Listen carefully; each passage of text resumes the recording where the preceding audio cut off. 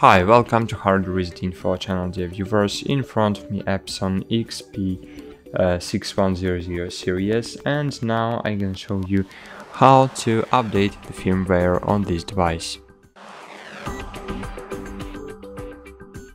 Firstly, you should scroll right to find settings, click OK, then scroll down and find here firmware update. Click on it, click update button and click start checking. And as you can see here, I have information that a new firmware was found, so the update takes several minutes.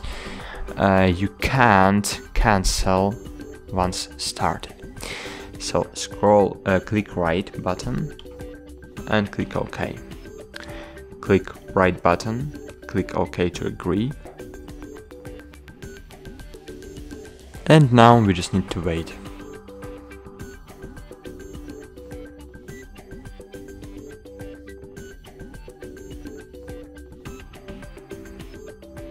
Okay, that's it. Thanks for watching, like this video, subscribe to our channel, and bye, see you.